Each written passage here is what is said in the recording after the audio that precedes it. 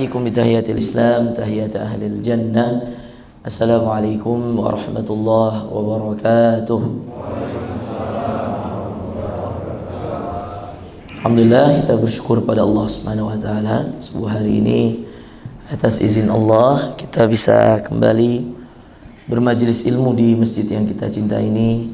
Salawat dan salam pada baginda kita Rasulullah sallallahu alaihi wasallam yang telah membawa kita dari sesuatu yang kita tidak ketahui menjadi sesuatu yang kita ketahui, yang akan menyelamatkan kita di hari yang kata Rasulullah sallallahu alaihi wasallam, hari yang tidak bermanfaat apapun kecuali amal-amal saleh manusia itu sendiri. Yang kata Allah juga dalam Al-Quran, yauma la yanfa'u malun wala banun illa man atallaha biqalbin salim, hari yang tidak bermanfaat harta dan anak keturunan kecuali yang datang pada Allah dengan hati yang tenang. Bapak Ibu sekalian dimuliakan Allah, pada rakaat pertama tadi kita membaca surah Al-Isra, di mana di dalamnya ada ayat yang berbunyi wa nunazzilu minal qur'ani ma huwa shifa. Kami turunkan dari Al-Quran yang menjadi obat, wa rahmah lil mu'minin, dan rahmat bagi orang beriman, wala yazidul zalimina illa khasara, dan tidak ada orang yang mendapatkan kebahagiaan dari orang-orang yang telah berbuat zalim kecuali kerugian untuk dirinya sendiri. Ini ayat menjadi dalil paling kuat, bukti paling kuat bahwa tidak ada obat yang lebih hebat dari Al-Quran. Tidak ada obat yang lebih dahsyat dari Al-Quran. Kemarin saya, Bapak Ibu sekalian, diundang sama Persatuan Dokter-Dokter apa itu? Pulmologi apa? Paru. Gimana? Pulmonologi, gitu ya? Gitu Pak Gus ya? Pak Dokter gitu nih, pulmonologi, Ikatan Dokter ya. Yang ketuanya itu Pak Arif Santoso gitu. Diundang di sana. Saya katakan, nah kebetulan waktu itu qari'nya yang baca Quran, dia baca pakai masker Pak. Jadi ketika dia baca pakai masker, banyak sekali ayat-ayat Quran yang terputus gara-gara nafasnya nggak sampai. Paham nggak Pak? Oke? Saya bilang, wah ada materiku ini. Ketika dia baca begitu, saya bilang, ada materiku ini. Ya. Padahal saya mau menjelaskan itu. Ya.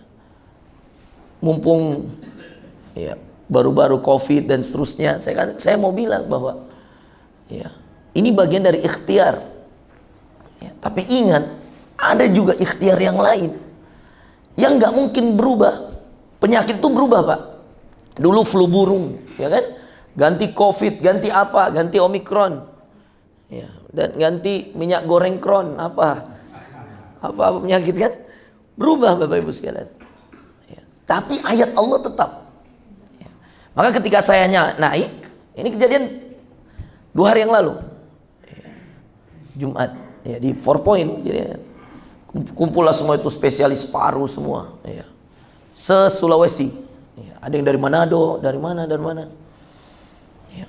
Saya katakan, Bapak Ibu sekalian, saya ingin baca ayat dalam surah Al-Isra, wa nunazzilu minal Qur'an. Baik kapan Pak kalau kita buka juga ayat, jadi supaya enak juga kalau dilihat langsung. Mungkin bisa dibuka Pak surah Al-Isra. Ya. Wa nunazzilu minal Qur'ani ma huwa shifa. Ayat berapa itu? Ayat 80. Sebentar, saya cekkan.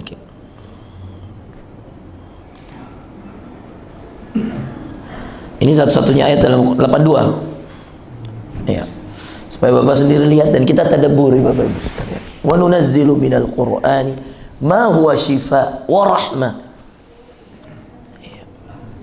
Dan wa rahmatul lil mu'minin wa la yazidu adh-dhalimina illa khasara.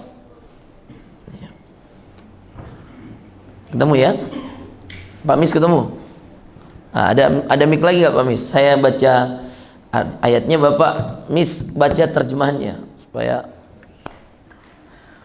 biar didengar dan mari kita tadabburi. Sudah Pak Mis? Oke. Okay. A'udzu billahi minasy syaithanir rajim. Wa nunazzilu minal Qur'an وننزل من القرآن ما هو شفاء ورحمة للمؤمنين ولا يزيد الظالمين إلا خسارا. Ya. Dan kami turunkan dari Al-Quran sesuatu yang menjadi obat atau penawar dan rahmat bagi orang yang beriman. Sedangkan bagi orang yang zalim, Al-Quran itu hanya akan menambah kerugian. Baik. Satu-satunya ayat, Bapak Ibu sekalian, Quran berbicara tentang kesehatan. Yang langsung Quran sebagai solusinya. Quran nggak pakai kalimat yang lain, Pak. Ini namanya nakirah dalam bahasa Arab. Tidak ada alif lamnya, Pak. Ma huwa syifa, bukan ma huwa asy-syifa. Perhatikan ya, cara membedakannya. Ustadz, apa bedanya Ustadz? Kadang-kadang ada kata ada alif lamnya dengan ada kata tidak ada alif lamnya. Contoh yang sederhana yang mungkin Bapak dan Ibu sekalian hafal. Inna ma'al usri yusra. Fa inna ma'al usri yusra. Inna ma'al usri yusra. Yang mana yang ada alif lamnya, Pak? Yang pertama atau yang kedua? Al-usr. Usrun itu bahasa Arab, artinya susah, sulit. Perhatikan ya, biar ngerti. Ini gampang sekali kaidahnya, Pak. Ambil saja surah ini, Al-Insyirah. Fa inna ma'al usri yusra. Inna ma'al usri yusra. Kalau kita terjemahkan, kalau orang awam menerjemahkan, biasanya dia bilang begini. Setelah kesulitan ada kemudahan. Padahal kalau kita mengikuti kaidah bahasa Arabnya, maka sesungguhnya bersama kesulitan yang terbatas banyak kemudahan. Itu yang benar. Karena dalam bahasa Arab, alif lam itu menunjukkan sesuatu pengkhususan, Pak. Saya katakan, dzalikal kitabu, itulah buku. Jelas buku apa yang saya mau itu. Yang itu loh, yang covernya merah di pojok sendiri paling atas. Besar sendiri, itu dzalikal kitab. Saya maunya itu. Kalau saya katakan, dzalika kitab, itu buku. Buku yang mana? Maka dalam bahasa Arab, Bapak Ibu sekalian, alif lam ini namanya ma'rifah. Ma'rifah ini menunjukkan pengkhususan. Dia tertuju pada satu hal. Maka ketika Allah mengatakan, coba ya perhatikan ya ayatnya, fa inna ma'al usri yusran. Kenapa Allah enggak katakan fa inna ma'al usril yusra? Bisa, fa inna ma'al usri al yusra. Bisa. Tapi Allah tidak, kaidahnya beda. Fa inna ma'al usri yusran. Diulang 2 kali. Inna ma'al usri yusran. Cuman karena kita berhenti ya berarti kita bacanya yusra. Kenapa Bapak sekalian? Karena yusran menunjukkan keluasan, gak jelas, banyak, gak tertentu. Al-us sedikit, jelas, satu. Kesulitan apa? Kesulitan kita. Ya. Apa kesulitannya? Ya. Gak bisa menikah lagi. Ya. Sulit kan? Mau nikah gak bisa, ya. Kesulitannya itu Om Den. Apa kesulitannya? Mau haji gak bisa haji. Apa kesulitan? Satu kan? Rata-rata coba sebutkan kesulitan masing-masing. Kalau disuruh sebutkan kesulitan masing-masing, terbatas Pak. Bener. Pasti ini kesulitan ini. Kesulitan saya ini, kesulitannya Pak Agus, Haji Agus ini. Iya. Pak Agus direktur ini kesulitannya. Masing-masing ada kesulitannya Pak. Tapi kalau coba sebutkan nikmat. Rata-rata nikmat kita sama Pak. Bangun subuh aja udah nikmat bersama-sama ini. Bisa berjamaah subuh saya udah nikmat bersama-sama. Mau duduk majelis ilmu udah nikmat bersama-sama. Kita ngerti. Ya, ada pahala haji dan umroh kalau kita setelah ini sholat 2 rakaat. Ada pahala dikelilingi. Kita nikmat itu bisa kita sebutkan dan banyak Bapak Ibu sekalian. Tapi coba kesulitan terbatas. Karena tidak ada alif lamnya Pak. Makanya namanya dalam bahasa Arab nakirah. Kalau ada alif lamnya namanya ma'rifah. Kalau ada alif lam, nah subhanallah dalam ayat Al-Insyirah tadi, fa inna ma'a, Allah tidak katakan fa inna ba'da, sesungguhnya bersama. Allah tidak katakan sesungguhnya ba'da. Ba'da itu setelah. Makanya ada salat ba'diyah setelah. Ya tak? Allah tidak sebutkan bahwa sesungguhnya setelah kesulitan. Jadi enggak. ketika Anda diberi kesulitan, sudah ada banyak kemudahan. Cuman kita harus sadar bahwa kemudahan itu kadang-kadang bersamanya pas-pas sama-sama, atau setelahnya sedikit, atau setelah 50 tahun, atau seperti Zakaria yang setelah ratusan tahun baru dapat anak, atau seperti Nuh yang setelah 950 tahun baru kemudian disukseskan menyelamatkan kaumnya. Ini yang perlu difahami. Fa inna ma'al usri, bersama. Ya, ketahui ketika dapat ujian Bapak Ibu sekalian, bersamanya sudah banyak kemudahan. Cuman ini disuruh sabar nih. Ya, ma'al usri yusra. Jadi kalau ada orang yang diuji, Pak, ya, apapun ujiannya, banyak utangnya, tendernya gagal, banyak usahanya bangkrut, percaya kalau Anda masih taat, Anda masih rajin sholat, Anda rajin ngaji, Anda sedekah jalan, tapi kok ujiannya banyak, Ustaz. Ya, anak sering bermasalah di sekolah, bermasalah di sini, bermasalah. Mau nikahkan anak susah, mau ini susah, mau apa susah. Ya, utang banyak gak lunas-lunas, ya misal. Semuanya ini ujian yang sebenarnya kalau kita pahami ayat ini sudah banyak kemudahan bersamanya. Cuman kita disuruh sabar sedikit, sabar sedikit, sabar sedikit. Untuk apa sabarnya? Untuk apa sabarnya? Untuk mendapatkan ridhonya Allah. Allah menguji kita dengan itu. Memuliakan hambanya dengan itu, dengan musibah. Nah, coba lihat ya Bapak Ibu sekalian. Dalam ayat ini, wa nunazzilu minal Qur'an. Allah pakai alif lam di Al-Qur'an, betul gak? Allah tidak katakan wa nunazzilu min Qur'an. Kan bisa, kaidahnya bisa banget. Wa nunazzilu min Qur'an, bisa banget. Kami turunkan dari Al-Qur'an. Tapi ini pakai alif lam, Pak. Wa nunazzilu minal Qur'an. Artinya apa tadi kalau ada alif lamnya? Khusus. Terbatas. Satu. Sedikit.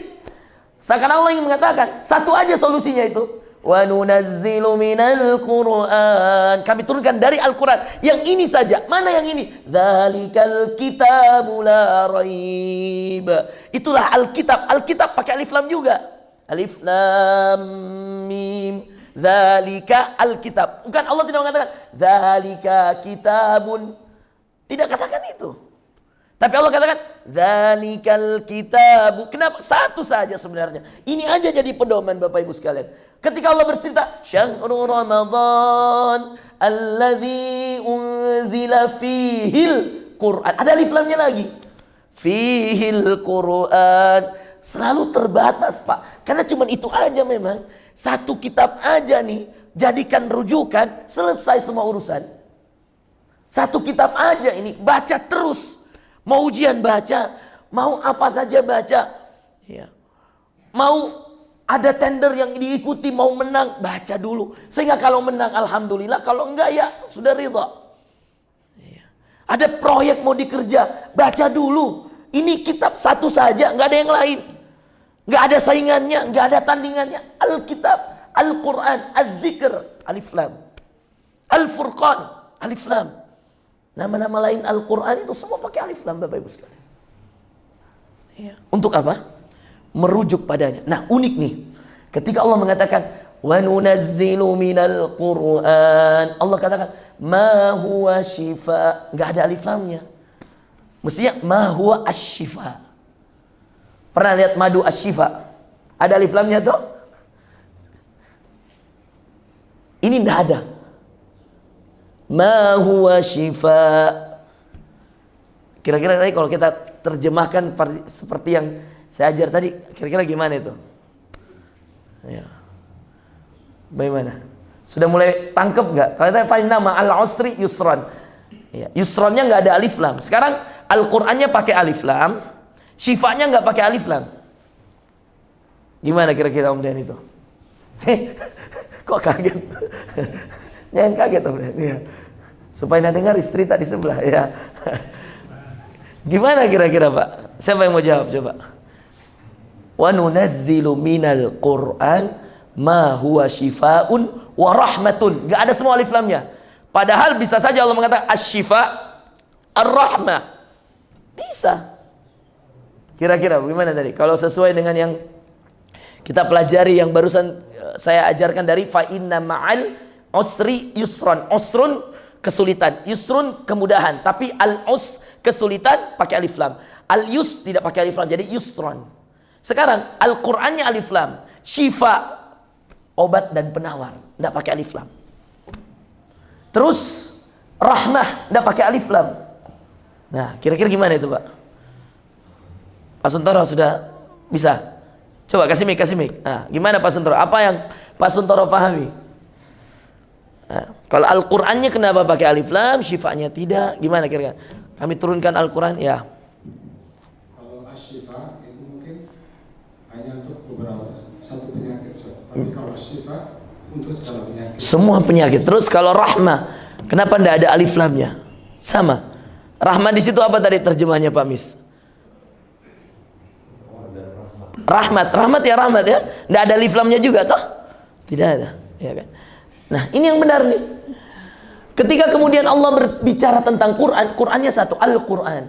Tapi ketika apa yang disembuhkan dari Quran itu semua. Ini kejadian di Bekasi, Pak. Ya. Saya ngisi manasik haji salah satu travel di Jakarta. Di Hotel Sofyan di Tebet. Yang sakit ini salah satu jamaah. Waktu itu cuma 20 orang ONH plus. Saya ceramah kejadian 2017 atau 2018, saya kurang ingat. Habis ceramah, suami istri datang, Pak. Lalu kemudian nangis. Wih, kaget saya. Ustaz, ya, ingin cerita Ustaz sedikit. Baik. Dia ceritalah, Ustaz, istri saya ini sudah sekitar 3 tahun Ustaz, ya, mengobati penyakitnya. Saya katakan, penyakit apa, Pak? Dia katakan kanker tulang ekor. Kanker tulang ekor. Tulang ekor itu yang belakang sini ya, Pak Gus ya? Ini Pak Gus sih? Dok, tulang ekor yang belakang ini ya. Tulang ekor, ya. Yang katanya, Dok, kalau dia jalan bisa tiba-tiba jatuh. Yang katanya kalau dia baring, mungkin ngadap kanan, bisa tiba-tiba nggak bisa gerak sama sekali. Kalau duduk, kadang-kadang nggak bisa berdiri. Ya. Dia katakan dia sudah ke Darmais, ketemu semua ahli-ahli di bidang itu, disarankan ke Guangzhou di Cina. Kata dia 2 tahun terakhir Ustaz, sudah bolak-balik Guangzhou. 6 bulan di Guangzhou, 3 bulan di Indonesia. 6 bulan berangkat lagi, 3 bulan lagi di Indonesia. Begitu terus. Ya, bisnisnya, kalau istrinya ini ahli manajemen rumah sakit, Mars. Punya klinik. Kliniknya paling gede di Kabupaten Bekasi. Ada 2 klinik. Klinik Amirah namanya. Nanti kalau ke Bekasi, daerah Cikarang, Kabupaten Bekasi. 2 klinik ini. Ya. Lalu kemudian beliau mengatakan, Ustaz, bahkan kami sudah spend, ya, sudah habiskan miliaran uang. Ini kami berangkat bagian dari ikhtiar Ustaz. Istri saya sudah divonis meninggal sama dokter. Kita dikasih obat yang untuk menghilangkan rasa sakit. Tapi obatnya berfungsi 5 jam, kemudian tiba-tiba malam sakit lagi, begitu lagi, minum lagi. Jadi ketergantungan obat Ustaz. Kasihan istri saya udah gak kuat. Padahal satu obat, ya, itu harganya 5 juta Pak, 1 butir. Jadi kalau 10 satu papan, itu 50 juta. Jadi setiap kali pulang Guangzhou, dikasih 2 papan, 100 juta obatnya saja. Setiap kali berangkat 6 bulan di sana, itu spend 2 miliar. Habis. Operasinya, ya ujian orang beda-beda Pak. Ya. Lain tong nikmat kekayaannya, lain tong ujiannya. Ya. Banyak tukang beca, nggak ada dia urus obat-obat. Nggak ada Pak. Nggak ada tukang gojek nggak urus obat-obat Pak. Ya, ada yang banyak penghasilannya, ada juga banyak pengeluarannya. Sampai sudah sedih sekali, dia mau berangkat haji ini. Bahkan dia paksa-paksa, saya bayarin Ustadz haji, Ustadz kawal kami Ustadz. Takut saya, istri saya meninggal. Saya bilang, nggak bisa Bu. Saya nggak bisa berangkat haji tahun ini. Ya. Apa waktu itu alasan saya, oh saya mau balik ke Sudan, saya bilang. Ya. Nggak bisa Bu. Nangis dia. Nah Bapak Ibu sekalian, apa singkat cerita? Karena desak-desak sekali Pak. Terus dia tanya, di mana Ustadz tinggal? Saya katakan, saya di Hotel Haris, saya bilang. Dia katakan, Ustadz, izin Ustadz, bisa nggak Ustadz ke rumah saya Ustadz? 1 malam saja Ustadz. Saya berangkat 3 hari lagi Ustadz. Ada acara juga besok perpisahan haji. Ustadz minta ceramah sekaligus. Siapa tahu ada yang harus diruqyah di rumah saya Ustadz. Atau, waduh saya nggak enak kan ini. Teman saya yang punya travel ini bilang, Udahlah Ustaz, bantulah, kasihan Ustaz. Ustaz kan gak bisa berangkat. Padahal mau bayarin saya haji loh Pak. Cuman sayangnya waktu itu saya mau selesai S2 waktu itu. Waduh, saya bilang gimana? Oh 2017, saya ingat 2017. Karena saya selesai S2 2017 saya. Saya bilang, waduh gimana ya Ustaz ya? Teman saya nih bilang, bantu lah Ustaz. Orang baik banget nih Ustaz gini. Saya udah jilbab besar. Saya hanya bismillah, saya bilang, baik Ustaz, saya atur dulu, saya balik dulu Ustaz, saya atur dulu semuanya, baru saya berangkat. Saya telepon lah kanan kiri, atur kanan kiri, saya oke bismillah, berangkat. Berangkatlah Ustaz, nginap 1 malam di rumahnya. Sholat subuh berjamaah nih. Saya sholat subuh, dia kasih lihat saya obatnya. Ini Ustaz, obat yang saya bilang 1 butirnya 5 juta. Pakai yen bayarnya. Ini Ustaz. Yen itu Cina di, cocok mi? Hah? Yuan. Yen Jepang. Ya, yuan. Betul Pak Gus ya. Pernah pergi ke Guangzhou? Memang Guangzhou terkenal kan pengobatan dok? Iya. Adakah? Banyak ya? Saya tidak terlalu tahu ya. Yang bilang Guangzhou. Iya. Singkat cerita Ustaz Ikhwan juga pernah berobat di Guangzhou. Iya. Sekedar informasi. Ya, pernah ke Guangzhou beliau juga waktu tahun berapa waktu itu? Lupa sama Habibi. Berobat juga. Nah, Bapak Ibu sekalian, apa syahidnya ya? Ini mujizat Pak. Anda bisa cek kalau ada yang mau temui orangnya bisa. Ya, ada di kontaknya sama saya. Bapak Ibu sekalian, saya ke rumahnya. Saya ke kliniknya, lihat semua. Saya bilang, Pak, bukan medis saja ini Pak. Saya bilang, ada yang non medis. Ya. Saya bilang ada yang non medis. Saya tanya, apa kerjanya ibu? Bapak apa kerjanya? Dia ceritalah, bapak ini kontraktor saat gini-gini, dekat sekali dengan siapa? Ibu bupati itu yang ditangkap, siapa namanya itu? Ibu bupati Bekasi itu, lupa kak namanya. Ada itu yang gara-gara Mekarta. Siapa lagi nama? Lupa lah. Bupati ini yang dari Golkar ini. Dekat sekali bapak ini. Ibunya, istrinya yang sakit ini pembicara Pak. Pembicara, bahkan dia katakan nasional, internasional. Kemana-mana dia bicara itu untuk manajemen rumah sakit. Bayarannya miliaran Pak. Ya. Kaya raya. Masya Allah. Baik. Ya. Saya kalau mau disiapkan saya tanah Pak. Disiapkan tanah. Ustaz saya bangunkan di sini depan rumah. Saya nggak usah Pak. Ya. Akhirnya tanah yang itu diwakafkan. Ya. Saya kasihlah ke Ustaz Jayadi, ada orang kita di sana, Ustaz Saifuddin yang kelola sekarang. Ada tanah diwakafkan untuk masjid depan kliniknya, luas. Awalnya itu mau dikasih saya bilang enggak usah Pak. Ya. Saya bilang kalau mau wakaf aja untuk bangun masjid. Nah hanya sepakat. Nah sekarang wakaf udah diwakafkan. Waktu itu saya bawa Ustaz Ikhwan ke rumahnya tanda tangan. Wakaf tanah. Yang jadi syahid Bapak Ibu sekalian. Yang jadi pelajaran besarnya. Saya katakan, ibu waktu itu nangis kenapa sih waktu itu?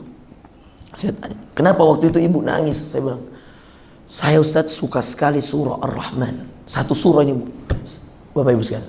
Suka sekali surah Ar-Rahman. Saya waktu menjelaskan haji, saya baca surah Ar-Rahman. Kenapa Ustaz saya baca surah Ar-Rahman? Karena waktu itu saya bilang sama mereka, Bapak Ibu ini bisa berangkat haji bukan karena kekayaan, bukan karena kehebatan, bukan karena jabatan. Saya katakan, meskipun punya uang, kalau Allah tidak panggil, tidak bisa nyampe Pak. Meskipun punya harta, kalau Allah nggak panggil, belum panggilan, nggak bakal nyampe. Berapa banyak jamaah saya cerita sama mereka waktu itu di manasik. Berapa banyak jamaah saya sudah daftar, sudah mau berangkat, 3 hari sebelum berangkat batal, kesehatan terganggu. 3 hari sebelum berangkat batal, meninggal. Banyak. Saya katakan, kalaupun nanti Anda berangkat, percaya saya ingin kalian menyandarkan kepada Allah bahwa nanti kalau sampai di sana dan sudah melaksanakan ibadah haji bukan karena kehebatan, bukan karena kepintaran, bukan karena kekayaan, tapi karena kasih sayang Allah. Saya bacalah Ar-Rahman, Allah itu Maha Penyayang. Allamal Quran, dia mengajarkan Al-Quran. Khalaqal insan, dia yang menciptakan manusia. Allamahul bayan, allamahul bayan, dia yang memberikan penjelasan-penjelasan. Termasuk penjelasan bagaimana Anda beribadah. Wah, saya bacalah itu ayat, menangislah ini ibu. Nah, dia bilang karena saya suka sekali ini Ar-Rahman. Baru saya kasih solusi Pak. Saya bilang, mau ndak Bu dengar saya? Mau Ustaz? Saya bilang, mau nggak terapi dengan Quran? Mau Ustaz? Saya katakan, saya bukakan ayat ini. Wa nunazzilu minal Qur'ani ma huwa syifa. Saya juga enggak tahu apa obatnya Pak. Ini kanker tulangnya Quran. Enggak tahu juga saya apa obatnya. Tapi keyakinan saya saja yang kuat waktu itu. Saya bilang, tidak mungkin ini ayat salah. Dan saya waktu itu bertawassul sama Allah. Saya bilang, ya Allah, saya ini musafir. Ya. Saya kan safar Pak waktu itu. Saya ini musafir. Saya talibul ilm. Saya penuntut ilmu. Doanya mustajab. Saya bertawassul sama Allah. Ya Allah, atas izinmu pertunjukkan padaku ya Allah kehebatan ayat ini ya Allah pada orang ini. Saya cuma beberapa kali doa dengan itu Pak. Karena kan di rumahnya saya kasihan sekali. Kadang-kadang dia teriak-teriak Pak. Bayangkan saya lihat itu dia teriak-teriak. Maka saya bilang, ya Allah, saya bertawassul ya Allah, bantu orang ini ya Allah, pertunjukkan kehebatanmu dengan ayat ini. Wa nunazzilu minal qur'ani ma huwa syifa. Kami turunkan dari Al-Qur'an obat penawar. Tidak pakai alif lam, berarti saya boleh terjemahkan wa nunazzilu minal qur'an. Saya turunkan dari Al-Qur'an yang ini, yang jelas, ma huwa syifa, sebagai obat bagi seluruh penyakit. Itu keyakinan saya. Karena tidak ada alif lamnya Pak. Dalam ilmu kaidah Al-Quran, dalam tafsir, ini bisa kita terjemahkan ma huwa syifa, semua penyakit. Maka dia mulai, saya bilang, gimana caranya Ustaz? Saya bilang, setiap sakit baca Ar-Rahman yang Anda suka. Ya, baik. Dia buka, setiap sakit, setiap kambuh, jangan minum obatnya. Saya bilang, jangan minum obat. Sehingga Anda tidak bergantung lagi pada kehebatan ilmu manusia. Saya mau Anda bergantung sama kehebatan Quran milik Allah. Setiap sakit, Ar-Rahman, 'allamal Qur'an, khalaqal insan, 'allamahul bayan, asy-syamsu wal qamaru bihusban. Saya bilang, setiap sakit baca Ar-Rahman. Kalau dalam keadaan yang sakit parah dan tidak pegang Quran, ibu cuma hafal 3 ayat pertama atau 4 ayat pertama, itu sudah cukup. Saya bilang, Ar-Rahman, nama yang paling Allah suka ibu, saya bilang. Setelah Allah, Ar-Rahman. Diikutkan di setiap surahnya, kecuali At-Taubah. Karena berbicara tentang perang tentunya. Allah tidak mau namanya Ar-Rahman yang maha pengasih, Ar-Rahim yang maha penyayang, ikut pada hal-hal yang ada pertumpahan darah. At-Taubah isinya sebagian besar pertumpahan darah, peperangan. Makanya nggak ada bismillah di sebelumnya. A'udzu billahi minasyaitonir rajim, bara'atun minallahi wa rasulih. Langsung nggak ada bismillah nih kalau baca At-Taubah ya, Bapak Ibu sekalian. Dia baca Pak. Apa yang terjadi Pak? Subhanallah. Ini sampai sekarang ini Masya Allah. Ya. Dia katakan, Ustadz, perubahannya luar biasa. Ketika haji selesai Pak, padahal beratnya itu ibadah haji.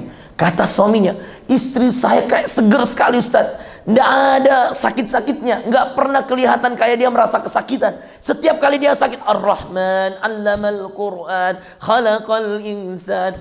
Mau kemudian dia tidur, sulit bangun. Ar-Rahman, 'allamal Qur'an, khalaqal insan, 'allamahul bayan. Itu terus dibaca Bapak Ibu sekalian.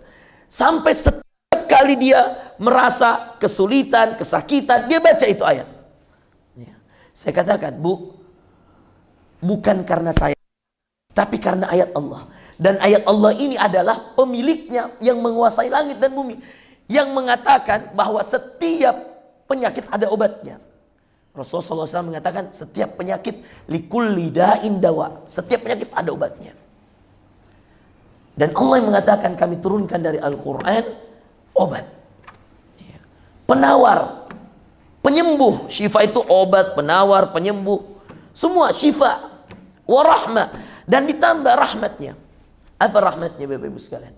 Kliniknya nambah cabang Pak. Sempat stres, uang habis untuk berobat. Bayangin kalau sekali berangkat 2M. Malah setelah dia wakaf tanah, setelah dia kembali ke Quran, saya diundang lagi Pak. Waktu kemudian saya di Jakarta, dia WA lagi baru-baru 2021 kemarin. Dia bilang, Ustadz mampirlah ke sini, tengok-tengok kami. Oh iya baik-baik. Datang, tapi nggak nginep. Udah nambah cabang aja kliniknya. Subhanallah. Coba lihat. Itulah rahmah. Rahmat itu rezeki, rahmat itu kesehatan, rahmat itu kasih sayang Allah, rahmat itu diberikan teman-teman soleh, dipertemukan orang soleh, itu semua rahmat. Dan lagi-lagi tidak ada alif lamnya. Coba, lagi-lagi tidak pakai alif lam. Berarti luas sekali rahmat Allah. Kadang-kadang bahkan dari ujian kita itu sudah terselip banyak rahmat Allah. Gimana cara saya bilang? Saya bilang, Pak, di balik penyakitnya ibu ada pertemuan dengan saya. Di balik pertemuan dengan saya ada nasihat tentang Quran. Jadi bukan wasilahnya cuma saya Pak, saya cuma wasilah, perantara. Tapi Allah ingin mengutus saya nginep di rumah bapak untuk wasilah ini, Quran ini. Saya cerita itu sama beliau. Jadi saya katakan, andaikan istri tidak sakit, mungkin bapak akan hidup seperti itu terus. Iya Ustaz. Nangis bapaknya, nangis. Dia katakan, iya Ustaz, saya semenjak istri sakit, saya sudah berhenti melakukan semua maksiat. Oh, dia cerita lah Pak, banyaklah maksiat dosa yang dia cerita, saya tidak usah sebut. Ya. Andai istri tidak sakit, Ustaz, mungkin saya nggak rajin ngaji, nggak ini, nggak mungkin. Wah, banyaklah perintah-perintah Allah ditinggalkan. Saya bilang, subhanallah, lihat itu. Cara Allah masih mau perbaikan. Divonis meninggal 6 bulan. Sekarang sudah 5 tahun. Berapa tahun? 2017, 18, 19, 20, 21, 22. 5 tahun Pak. Coba bayangkan. 5 anaknya. Masya Allah. Iya. Nah, barulah saya ajar tambahan. Zikir pagi petang. Saya katakan, istri bapak ini bisa jadi kena ain. Saya bilang. Ya. Pak, antum tahu Bapak Ibu sekalian, di sini banyak orang hebat nih. Termasuk ya, kita semua ini harus banyak berlindung Bapak Ibu sekalian. Kata Rasulullah, perhatikan ya Bapak Ibu.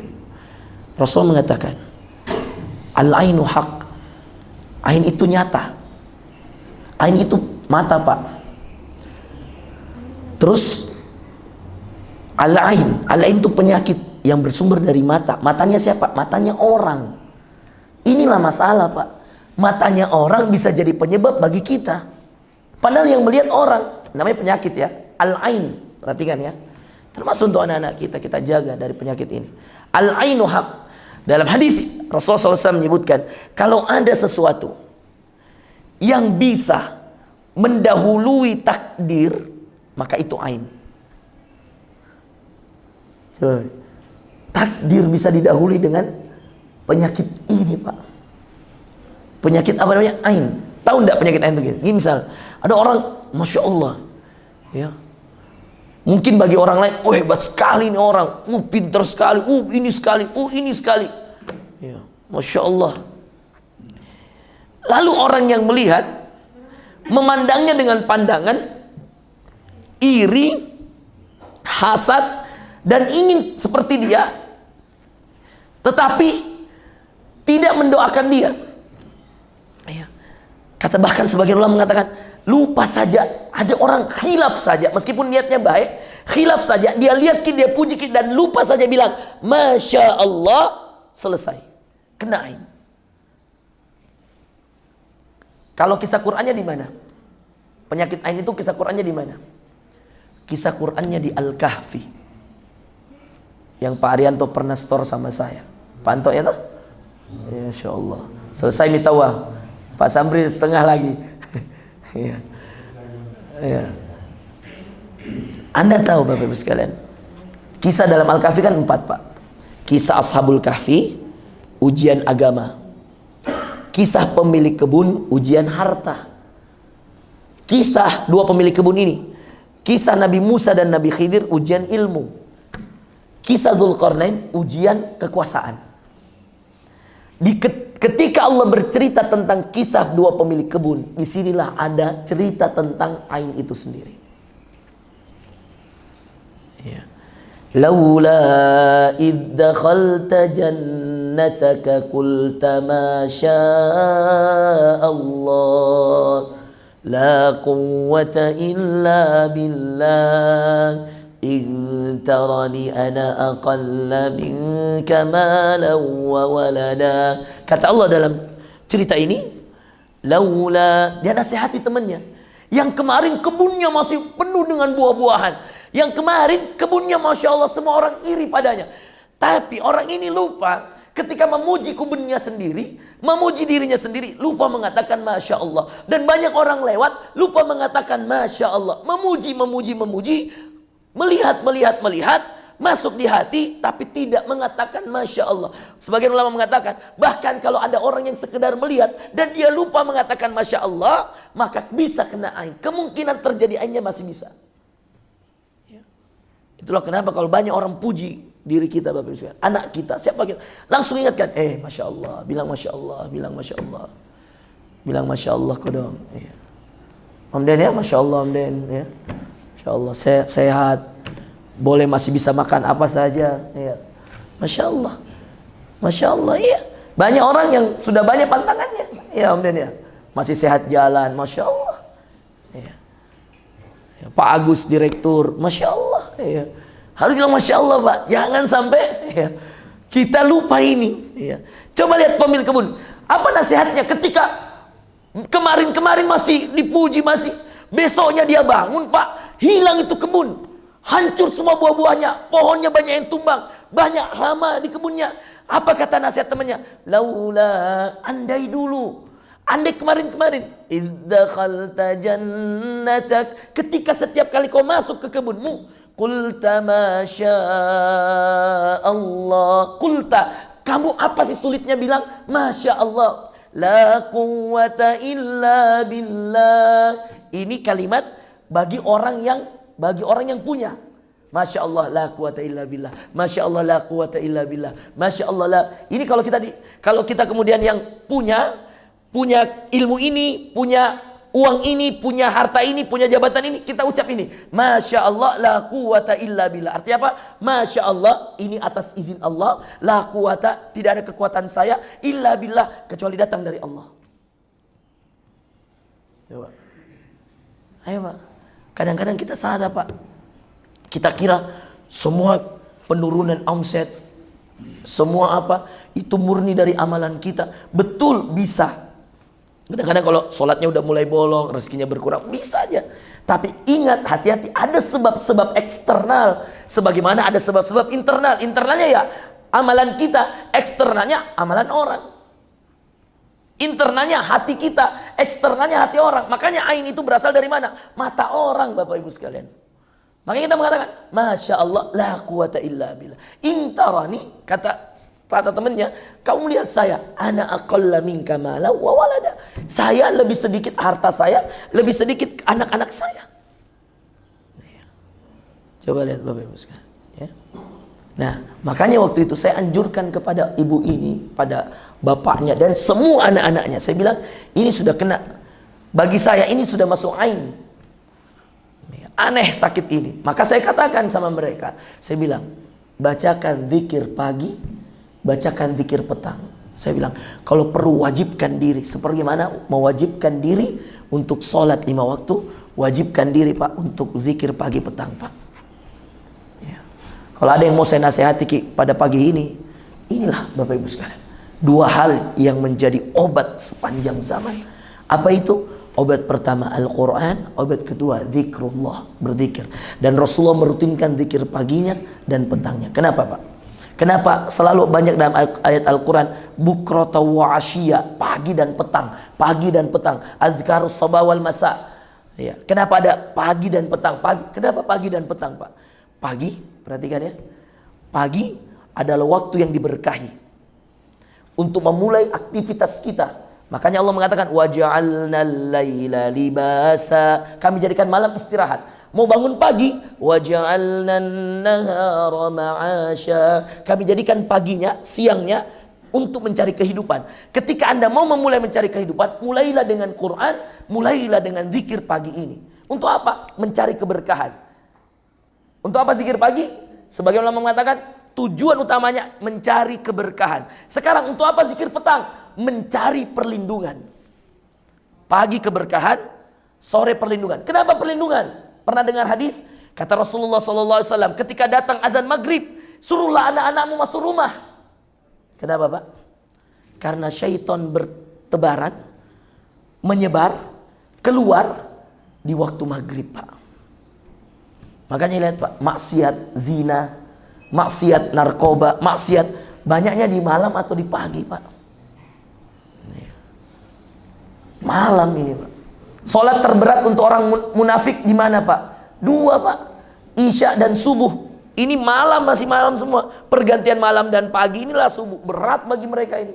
Karena bagi mereka malam itu kenikmatan untuk maksiat. Maka keberkahan dicari di waktu pagi, perlindungan waktu sore. Maka orang yang sudah sholat asar baca zikir petang, insya Allah dijaga Bapak Ibu sekalian. Dan kalau misal Pak, Anak-anak kita kalau masih kecil belum terlalu ngerti, Anda niatkanlah untuk Anda dan seluruh keluarga. Ya kalau punya istri telepon, jangan lupa baca zikir petang. Ya. Ini bagian daripada perlindungan. Jadi pagi cari keberkahan, mulai dengan Quran dan zikir pagi. Sore cari perlindungan. Dan dari itu semua kita bisa mengerti Bapak Ibu sekalian, bahwa ingat, dalam kehidupan ini tidak ada yang tidak bisa diselesaikan oleh Allah. Hadis Rasulullah sangat jelas, likulli da'in dawa. Setiap penyakit ada obatnya.